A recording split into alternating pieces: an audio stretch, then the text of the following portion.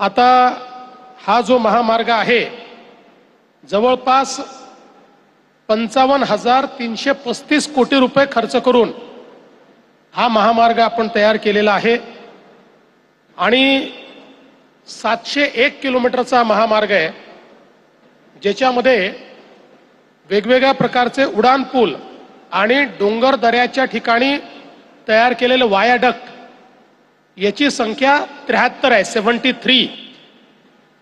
वन्यजीवांकरता जी संरचना केली आहे, वन्यजीवांना कुठेही संचाराकरता अडचण होऊ नये, अडथळा होऊ नये म्हणून जवळपास 100 वेगवेगळ्या संरचना या ठिकाणी तयार केल्या आहेत, ज्यामध्ये पहिल्यांदाच देशामध्ये वन्यजीवांकरता 8 ओव्हरपास आणि 92 अंडरपास तयार करण्यात आले आहेत.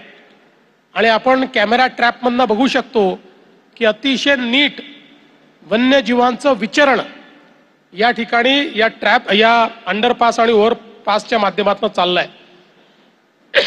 एकूण याच्यामध्ये 32 मुख्य पूल आहेत आणि 317 लहान पूल या महामार्गाकरता बांधण्यात आलेले आहेत.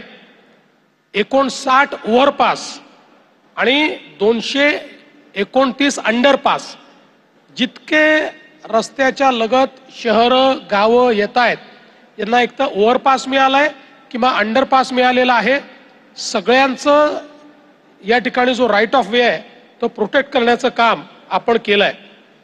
याच्यामध्ये एकूण 7 बोगदे केले आहेत आणि ज्या बोगद्यामध्ये आपण बसलेलो आहोत हा सर्वात मोठा जवळपास 8 किलोमीटरचा बोगदा आहे आणि देशातला आत्ताच्या परिस्थितीतला सगळ्यात रुंद बोगदा हा इगतपुरीचा बोगदा आहे.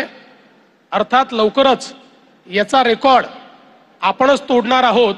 ज्यावेळी आपण पुणे मिसिंग लिंकचं काम पूर्ण करू त्यावेळी याचाही रेकॉर्ड तुटेल आणि मग जो बोगदा तयार होईल तो देशातला सगळ्यात मोठा बोगदा असेल. पण आज हा देशातला सगळ्यात मोठा बोगदा आहे. पादचाऱ्यांसाठी 180 ओव्हरपास आहेत, 224 अंडरपास आहेत आणि वेगवेगळ्या ठिकाणी कनेक्टिव्हिटी करता इंटरचेंज.